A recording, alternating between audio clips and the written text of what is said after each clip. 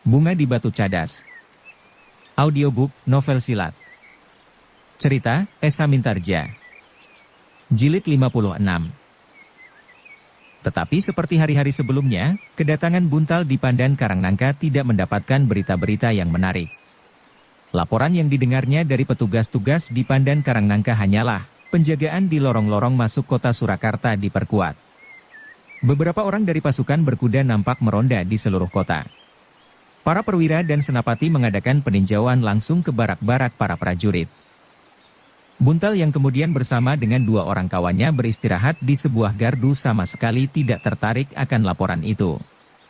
Mereka menunggu berita yang lebih panas dari sekedar penjagaan yang diperkuat di lorong-lorong masuk.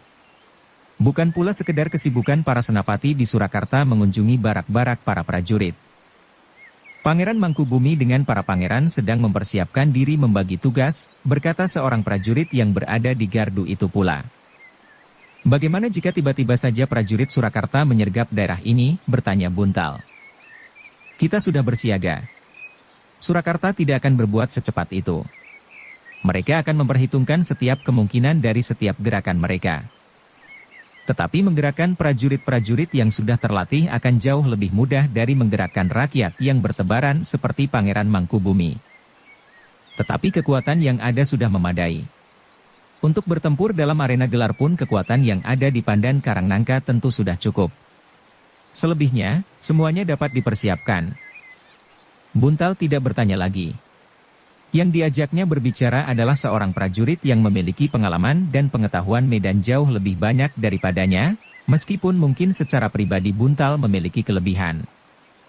Dengan lesu Buntal dan kawan-kawannya berbaring di gardu itu sambil menunggu perintah, apakah ia sudah dapat kembali ke Sukawati? Tidak ada persoalan lagi sebenarnya yang harus dibicarakan. Tetapi adalah keharusan baginya untuk menunggu perintah, bahwa tugasnya hari itu sudah selesai. Ketika ia menjadi jemu berbaring di gardu, maka ia pun melangkahkan kakinya menyusuri jalan padukuhan. Di sebuah halaman yang luas, di depan sebuah pendapa yang besar, Buntal berhenti. Dilihatnya beberapa orang sedang berlatih di bawah terik matahari yang sudah mulai turun ke barat mendekati Cakrawala. Tiba-tiba saja Buntal terkejut ketika seorang penghubung dengan tergesa-gesa memanggilnya. Dengan nafas terengah-engah ia berkata, "Aku cari kau kemana-mana. Aku menunggu di gardu. Tetapi tiba-tiba saja aku menjadi jemu." "Buntal," penghubung itu bersungguh-sungguh, "ada tugas khusus untukmu." Buntal termangu-mangu sejenak. Ia masih belum tahu pasti, apakah kawannya itu berkata bersungguh-sungguh atau sekedar bergurau saja.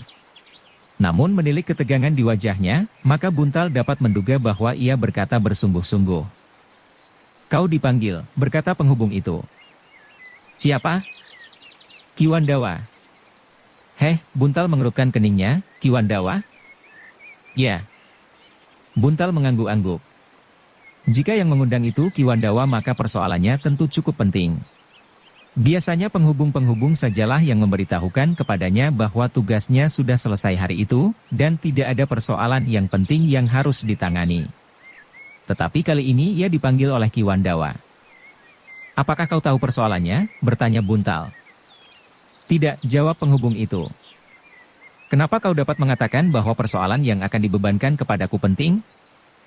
Kakang Wandawa tidak pernah membicarakan masalah atau memberikan tugas-tugas yang tidak penting. Buntal mengangguk-angguk. Katanya, "Baiklah. Aku akan menghadap." Waktunya sangat sempit, demikianlah pesannya. Buntal tidak menjawab lagi. Ia pun kemudian dengan tergesa-gesa pergi untuk menghadap Ki Wandawa dengan dada yang berdebar-debar. Buntal memasuki sebuah ruangan khusus. Di dalam bilik itu hanya ada seorang saja yang duduk di sebuah ambin yang besar. Ketika orang itu melihat Buntal di muka pintu, maka ia pun kemudian memanggilnya, "Kemarilah Buntal." Buntal merasakan bahwa nada itu adalah nada yang tergesa-gesa. Sehingga karena itu maka Buntal pun segera bergeser mendekat. "Duduklah." Buntal mengangguk. Ia pun kemudian duduk sambil menundukkan kepalanya di hadapan orang yang bernama Ki Wandawa itu. "Buntal," berkata Ki Wandawa, "bukankah kau berasal dari Jati Aking?" Pertanyaan itu mendebarkan hati Buntal.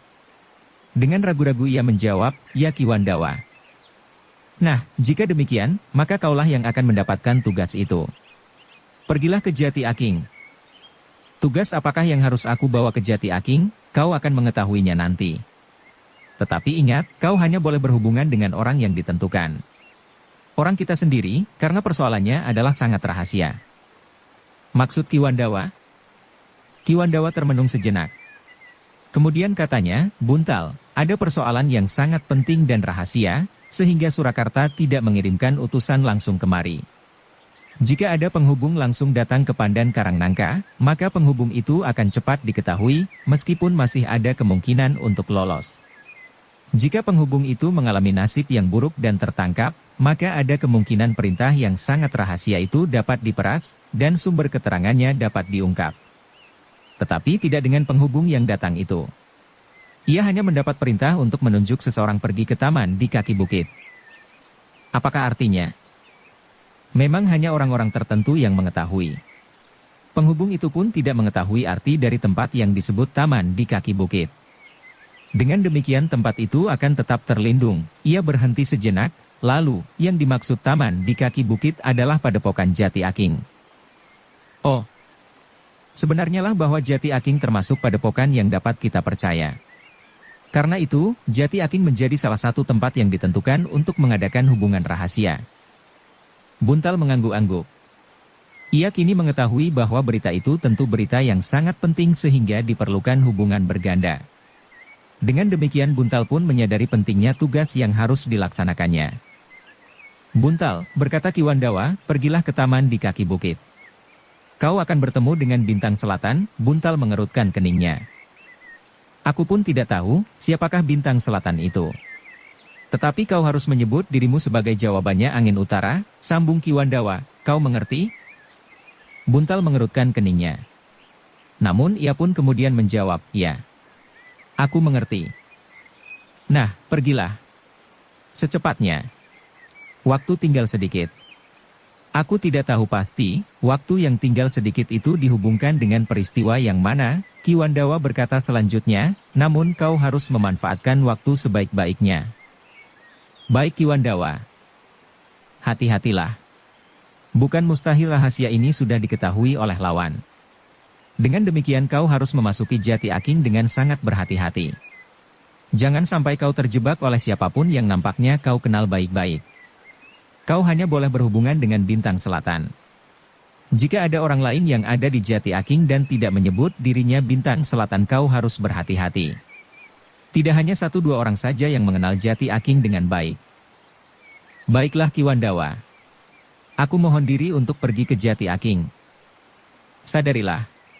Tidak boleh ada rahasia yang merembes dari mulutmu tentang Pandan Karangnangka. Buntal menarik nafas dalam-dalam. Ia menyadari pesan itu.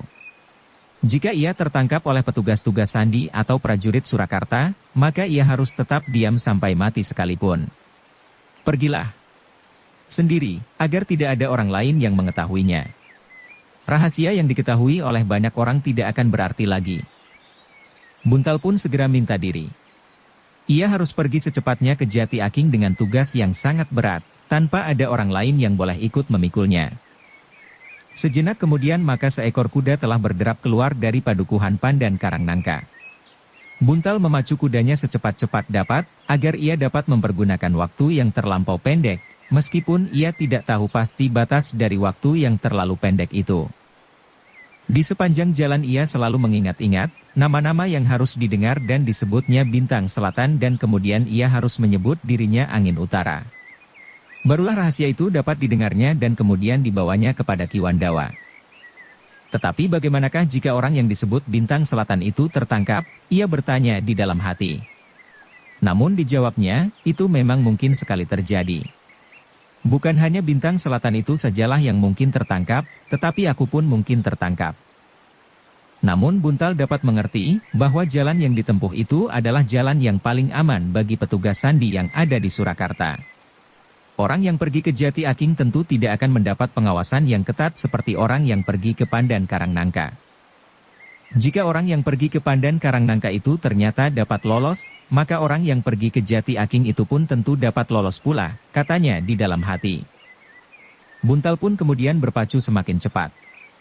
Ia akan sampai ke Jati Aking setelah gelap. Kemudian ia harus kembali lagi ke Pandan Karangnangka. Meskipun angan-angan Buntal dipenuhi oleh persoalan-persoalan yang rumit, namun ia sempat juga memikirkan Arum. Sudah agak mendesak pula keinginannya untuk menemui gadis itu. Meskipun hanya sekedar bertemu. Tiba-tiba terbersit sebuah bayangan yang lain. Bayangan seorang bangsawan yang kemudian menjadi senapati pasukan berkuda di Surakarta. Raden Juiring juga mengetahui sikap guru, berkata Buntal di dalam hatinya. Lalu, tetapi apakah Surakarta sudah mengambil keputusan untuk berbuat sesuatu? Dan apakah rahasia itu adalah rahasia tentang keputusan tindakan kekerasan yang akan diambil oleh Surakarta? Namun semuanya masih tetap merupakan teka-teki. Dan Buntal tidak mau lagi membuat kepalanya sendiri menjadi pening memikirkan teka-teki yang tentu tidak akan dapat dipecahkannya sendiri. Yang dipikirkan kemudian adalah justru Raden Juiring. Jika Surakarta mengetahui rahasia Jati Aking yang dipergunakan sebagai tempat untuk melakukan hubungan antara petugas-petugas sandi dengan orang-orang Pangeran Mangkubumi, maka tentu Raden Juiring akan mendapat tugas untuk bertindak, karena ia adalah orang yang paling mengetahui tentang Jati Aking, seperti juga Ki Wandawa memilihnya untuk pergi ke Jati Aking. Buntal menarik nafas dalam-dalam. Sebenarnya sebagai anak muda, ia terikat hubungan yang mendalam dengan Raden Juiring. Setelah beberapa lama ia bersama berada di padepokan Kiai Danatirta, rasa-rasanya Juiring benar-benar sudah seperti saudaranya sendiri. Bersama-sama mereka melakukan tugas sehari-hari. Bersama-sama mereka berlatih dan bahkan bersama-sama mereka pergi menemui Ki Sarpasrana. Tetapi keadaan itu telah berubah, berkata Buntal, sejak Raden Rudira meninggal, maka Raden Juiring bukan lagi keluarga kami. Ia sudah kehilangan semuanya bahkan kepribadiannya. Apalagi apabila teringat oleh Buntal akan Arum. Bagaimanapun juga ia merasa bahwa Raden Juiring mempunyai banyak kelebihan daripada dirinya. Jika pada suatu saat Arum menjatuhkan pilihan kepada Raden Juiring, maka hidupnya tentu akan menjadi semakin sepi. Tanpa orang tua dan sanak kadang. Dan lepaslah sekuntum bunga dari tangannya. Kuda Buntal itu berpacu semakin cepat. Rasa-rasanya ia ingin segera sampai ke Jati Aking. Ketika matahari telah menyentuh cakrawala di ujung barat, rasa-rasanya Buntal ingin memacu kudanya lebih cepat. Bahkan apabila mungkin terbang memintas. Namun ia tidak dapat menuntut lebih banyak lagi dari kudanya yang sudah berlari secepat-cepat dapat dilakukan itu. Apalagi jalan di hadapannya kadang-kadang bukanlah jalan yang baik, sehingga ia justru perlu memperlambat, agar kudanya tidak terperosok ke dalam kubangan yang terdapat di tengah-tengah jalan. Angin senja terasa semilir menyentuh keningnya. Sekali-sekali Buntal menengadahkan wajahnya ke langit. Dilihatnya cahaya matahari yang kemerah-merahan tersangkut di bibir awan putih yang berarak di langit. Alangkah cerahnya senja ini, berkata Buntal di dalam hatinya. Tetapi senja yang cerah ini telah dibayangi oleh kemelutnya mendung di atas Surakarta karena pertentangan yang terjadi di dalam tubuhnya sendiri, sejak Kumpeni semakin dalam mencengkamkan kekuasaannya atas bumi tercinta ini. Ketika kemudian matahari benar-benar telah tenggelam, Buntal telah menjadi semakin dekat dengan Jati Aking. Sekilas ia masih melihat warna-warna merah di langit, namun sejenak kemudian langit pun menjadi suram. Buntal tidak lagi berani memacu kudanya dengan kecepatan penuh. Jalan-jalan yang kadang-kadang berlubang-lubang dan batu-batu yang bertebaran dapat menjadi sentuhan kaki kudanya. Dengan demikian, maka rasa-rasanya jarak ke Jati Aking itu menjadi semakin jauh karenanya. Dengan dada yang berdebar-debar Buntal melintasi bulak-bulak panjang yang menjadi hijau gelap, dihiasi oleh cahaya kunang-kunang yang seakan-akan seperti ditaburkan di atas daun-daun padi yang mulai rimbun. Sedang di langit pun bintang-bintang bergayutan dari ujung sampai ke ujung. Buntal menjadi semakin berdebar-debar ketika ia sudah memasuki jalan yang langsung memasuki padukuhan Jatisari. Lewat padukuhan itu ia akan melintasi bulak yang sempit, dan langsung memasuki padukuhannya, Jati Aking, yang terpisah oleh bulak yang sempit dengan padukuhan induknya, Jatisari. Tetapi Buntal kemudian menjadi ragu-ragu. Ia tidak tahu pasti, apakah padukuhannya tidak mendapat pengawasan dari para petugas dari Surakarta. Bahkan kemudian Buntal mulai membayangkan, bahwa di balik pepohonan itu telah menunggu prajurit-prajurit Surakarta yang akan menjebaknya. Jika petugas sandi Surakarta yang berpencaran menangkap isyarat akan kedatangannya di Jati Aking maka ia tentu tidak akan dapat kembali lagi ke dalam lingkungan pasukan Pangeran Mangkubumi. Karena itu, maka Buntal pun segera menghentikan kudanya. Ia tidak ingin memasuki padukuhan Jatisari. Ia ingin mendekati padepokannya lewat arah yang lain. Namun ia tetap harus berhati-hati jalan yang manapun yang akan dipilihnya. Buntal menarik kekang kudanya, sehingga kudanya segera berputar dan berlari ke arah yang berlawanan. Kemudian kuda itu pun berbelok melingkari padukuhan Jatisari, lewat jalan sempit menuju ke padepokan Jati Aking. Tetapi Buntal tidak akan berkuda terus sampai ke halaman padepokannya. Beberapa puluh langkah dari padepokannya, ia berhenti dan mengikat kudanya pada sebatang pohon perdu. Aku harus yakin bahwa tidak ada petugas-tugas sandi atau prajurit-prajurit Surakarta yang sudah siap menunggu kedatanganku.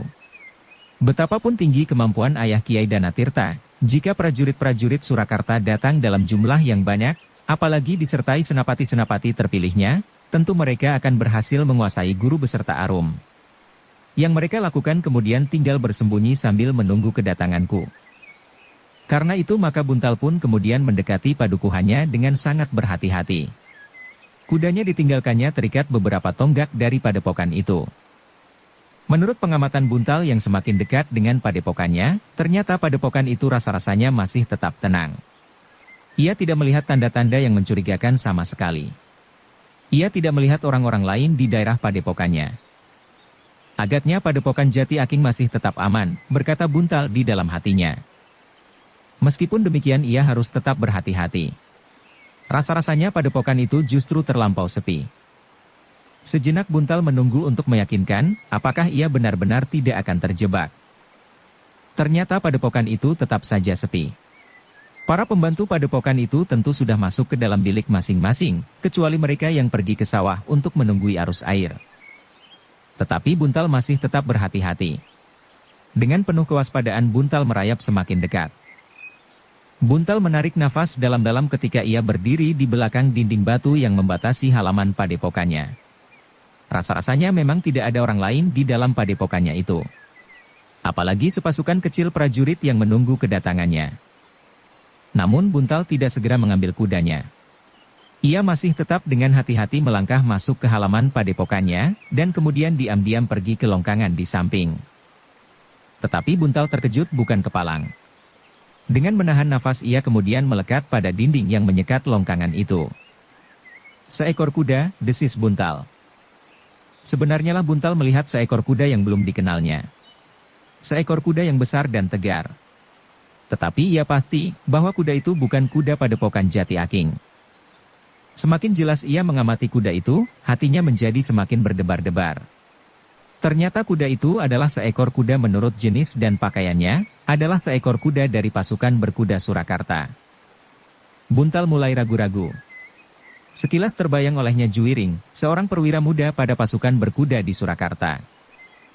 Ia mengenal padepokan ini dengan baik, berkata Buntal di dalam hatinya, jika rahasia taman di kaki bukit sudah didengar oleh orang-orang Surakarta, maka gagallah semuanya. Tetapi Buntal tidak berhenti sampai di dinding longkangan itu. Perlahan-lahan ia bergeser dengan penuh kewaspadaan.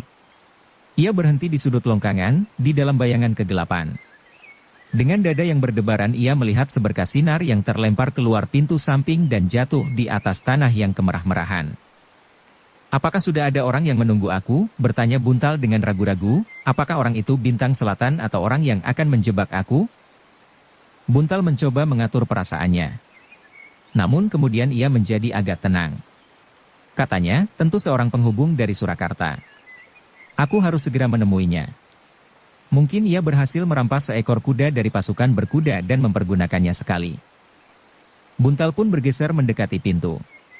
Tetapi ketika selangkah lagi ia mendekati berkas cahaya lampu yang meloncat keluar itu, ia tertegun, ia mendengar suara Arum tertawa pendek. Dan bahkan terdengar suara Arum, kau memang membuat aku bingung Raden. Dan rasa-rasanya dada Buntal akan retak ketika kemudian ia mendengar suara lain, suara seorang laki-laki. Dan suara itu dikenalnya baik-baik. Raden Juwiring. Aku tidak dapat mengatakan kepadamu sebelumnya Arum, berkata Raden Juwiring, tetapi untunglah belum terlambat, sehingga semuanya masih dapat diluruskan. Semuanya tidak aku duga sebelumnya. Aku menjadi bingung. Dan yang terdengar kemudian adalah keduanya tertawa cerah. Buntal adalah seorang anak muda. Ia sadar bahwa ia sedang mengemban tugas yang berat, tetapi ternyata bahwa tiba-tiba saja ia menjumpai persoalan lain di Padepokan Jati Aking. Persoalan tentang dirinya sendiri. Tetapi Buntal pun kemudian menggeram, tentu Raden Juwiring pun mendapat tugas seperti aku. Ia harus bertindak terhadap seseorang yang akan melakukan hubungan sandi di Jati Aking. Dan agaknya Arum telah berhasil dipengaruhinya. Campur baurnya tugas sandinya dan kepentingan pribadinya telah mendorong Buntal menjadi garang. Ia mulai mengenangkan masa-masa lampaunya di Padepokan Jati Aking. Buntal seolah-olah melihat, bagaimana dengan tiba-tiba saja ia terlempar ke padepokan itu. Pada saat itu Juwiring sudah lebih dahulu ada di padepokan ini. Terbayang pula hubungan antara Arum dan Juwiring yang sangat rapat. Jika Arum kemudian membenci Juwiring, hanyalah karena Juwiring meninggalkan cita-citanya yang telah terbentuk di padepokan ini. Tetapi sebagai manusia Juwiring mempunyai 1000 macam kelebihan daripadanya. Juwiring adalah seorang bangsawan yang kaya raya. Sepeninggal Raden Rudira, Juwiring adalah satu-satunya anak laki-laki Pangeran Ranakusuma. Apalagi ia kemudian adalah seorang perwira pasukan berkuda di Surakarta, kini Raden Juwiring siap untuk mengambil Arum, katanya di dalam hati, dan bahkan mungkin kematianku pula, karena aku adalah pengikut Pangeran Mangkubumi. Buntal tidak dapat berpikir lebih panjang lagi. Tiba-tiba saja ia kehilangan pengamatan dirinya. Sikap Juwiring benar-benar tidak dapat dimaafkannya lagi. Bagi Buntal, Juwiring telah mengkhianati cita-citanya sendiri, dan kini mengkhianatinya dengan mengambil Arum. Dengan garangnya Buntal pun kemudian meloncat ke pintu. Terasa dadanya bagaikan terbakar ketika ia melihat Arum dan Juwiring duduk berdua saja di atas sebuah amben yang sempit. Juwiring dan Arum terkejut melihat seseorang tiba-tiba saja sudah berdiri di ambang pintu. Bahkan bukan saja berdiri dengan wajah yang merah padam, tetapi juga dengan sebuah pedang terhunus. Buntal, desis Juwiring dan Arum hampir bersamaan. Buntal sudah tidak mendengar lagi. Dengan suara gemetar ia berkata, "Raden Juwiring. Akhirnya kita bertemu lagi setelah kau mengkhianati pribadimu sendiri. Sekarang kita berhadapan sebagai dua pihak yang memang sedang bermusuhan. Kau berdiri di pihak Kumpeni seperti ayahandamu yang sudah menjilat kepada orang asing itu, dan aku adalah pengikut Pangeran Mangkubumi." Buntal, desis Raden Juwiring. Arum yang menjadi bingung sesaat, kemudian berkata, "Kakang Buntal, duduklah. Kita akan berbicara dengan baik. Raden Juwiring memang menunggu kedatanganmu. Aku mengerti. Aku sudah mendengar sebagian percakapanmu. Aku memang sudah merasa bahwa sejak kita masih berkumpul di sini, segalanya aku tidak dapat menyamai Raden Juwiring.